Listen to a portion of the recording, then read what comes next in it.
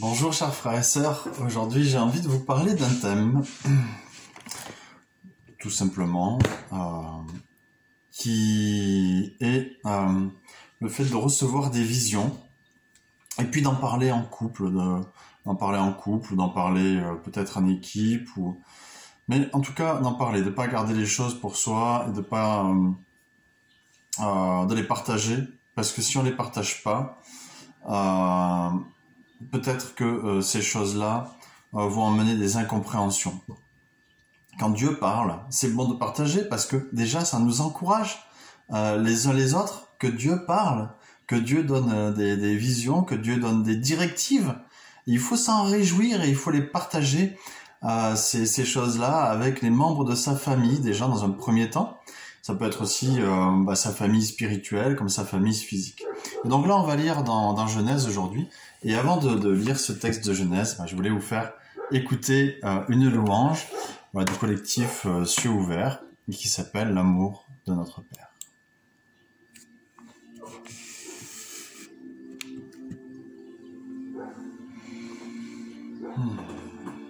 Merci Jésus.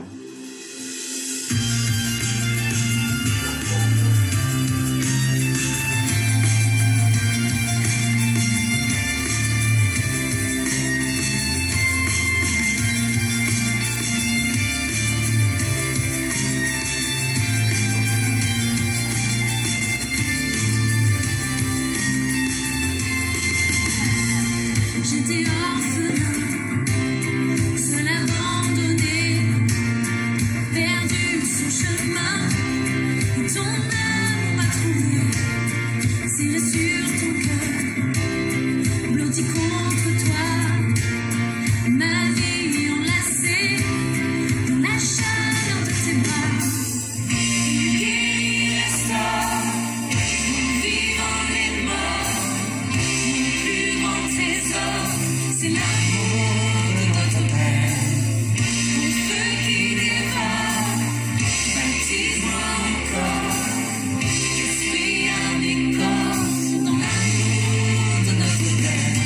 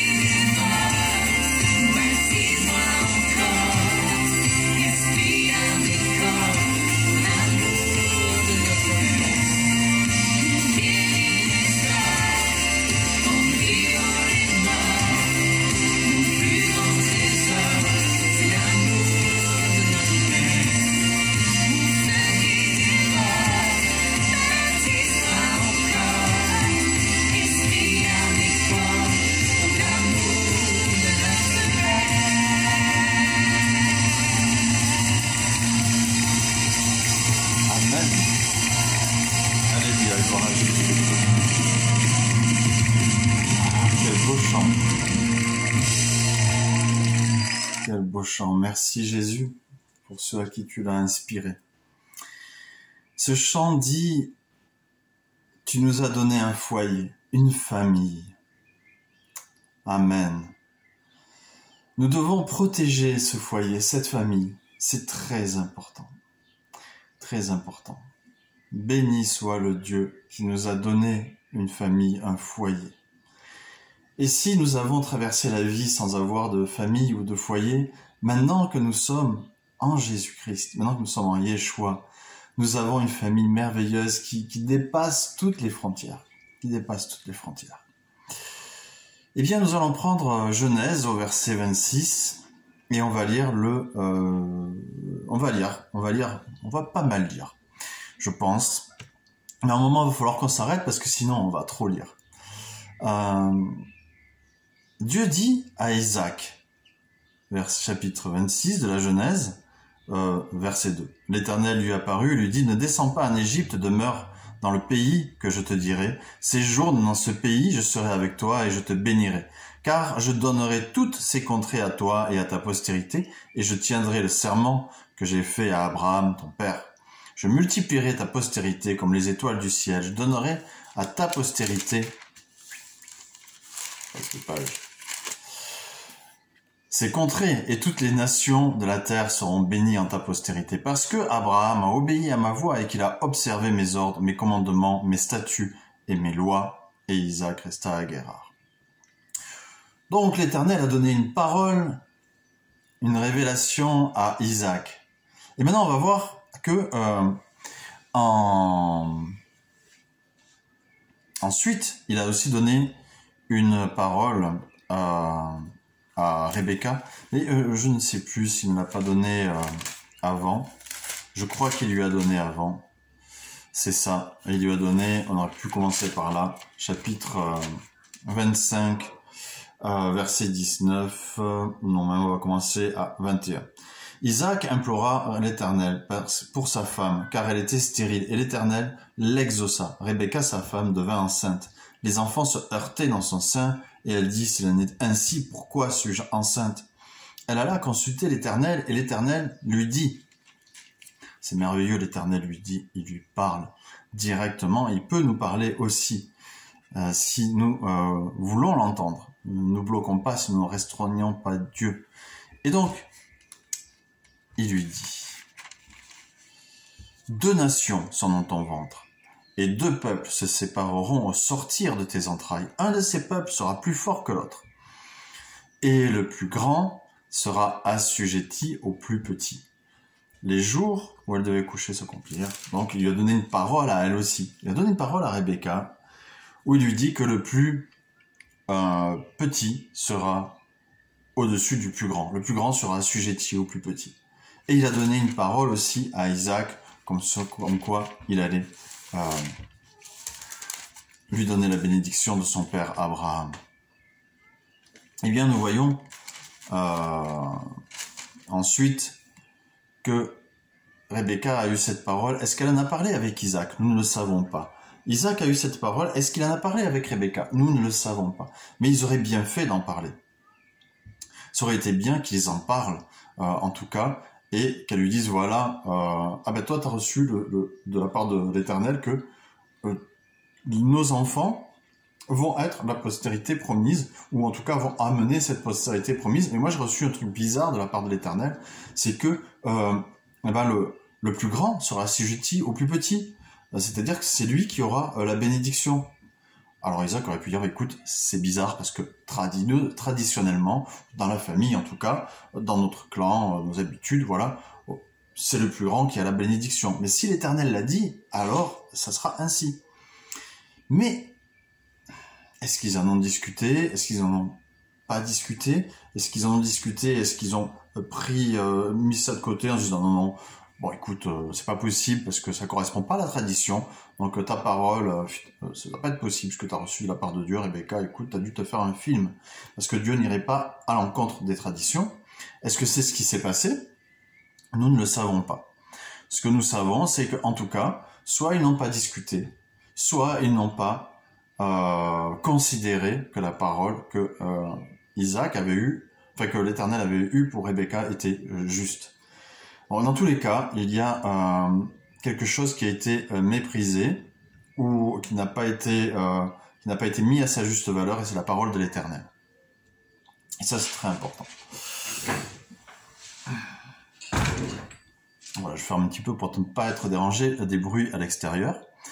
Donc, on voit quoi? On voit que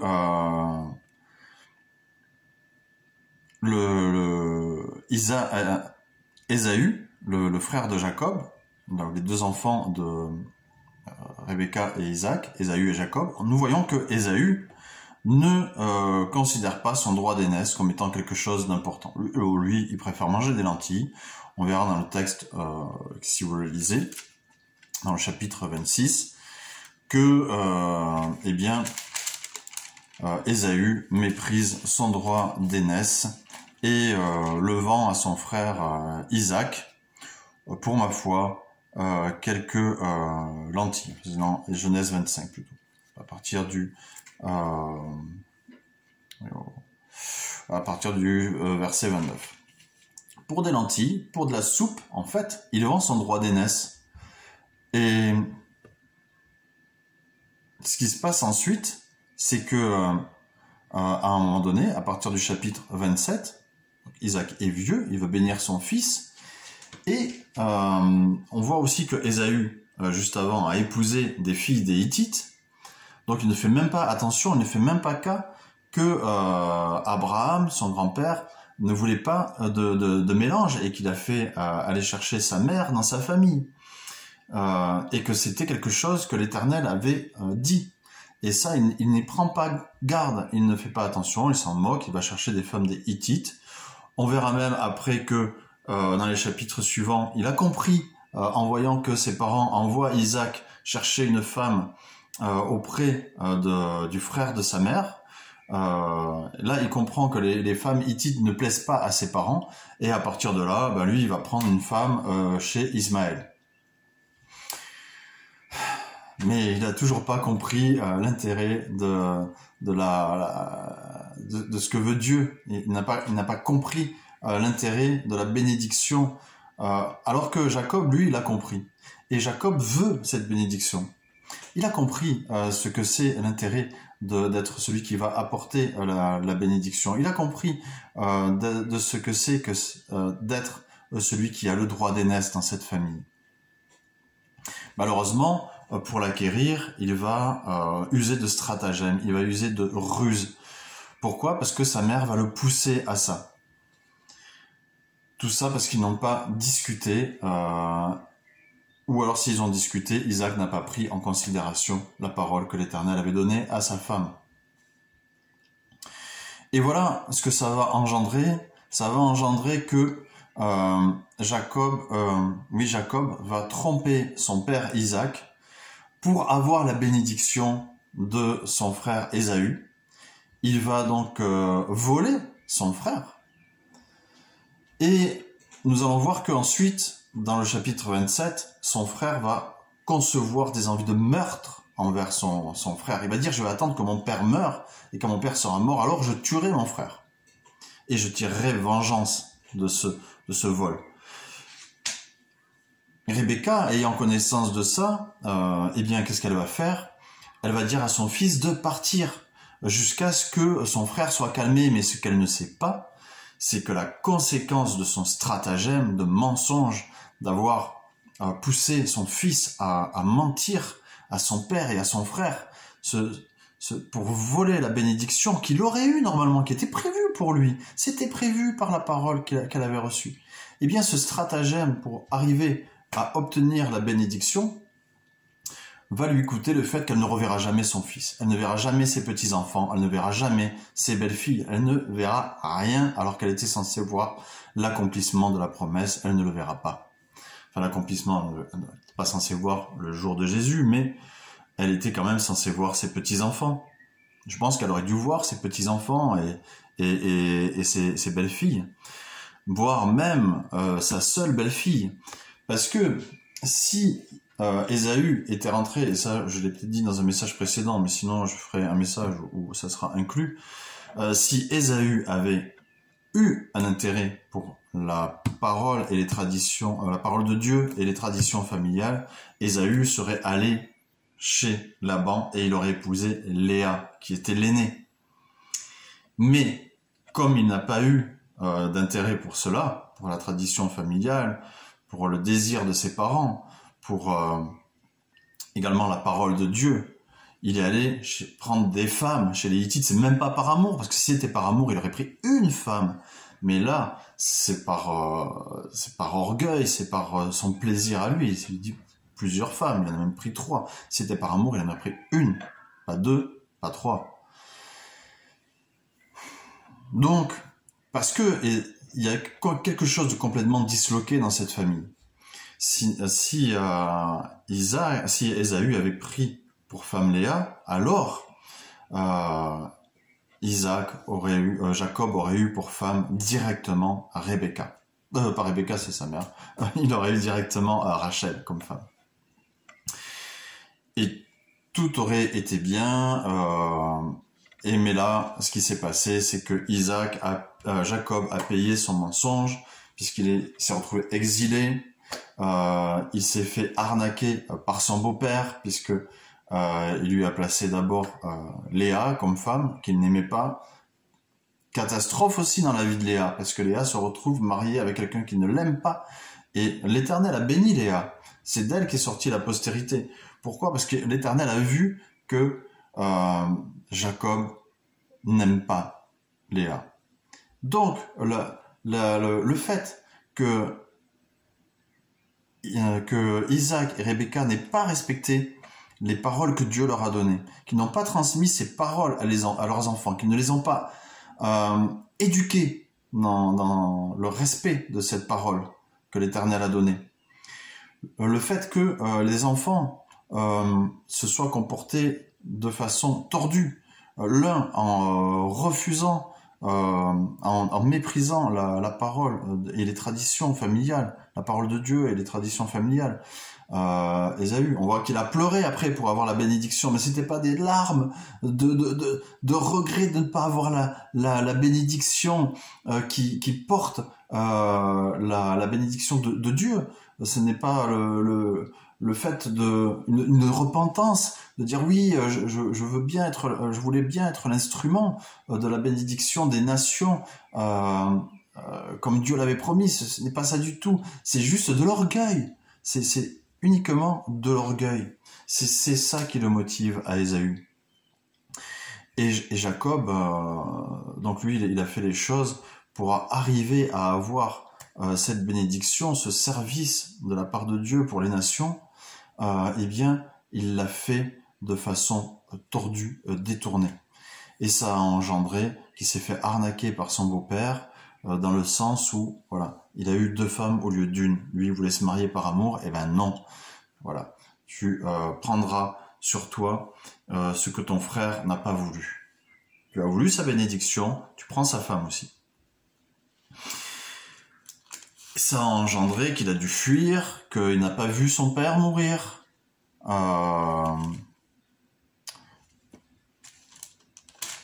D'ailleurs, je ne sais pas si je dis pas une bêtise par rapport à sa mère. Oui.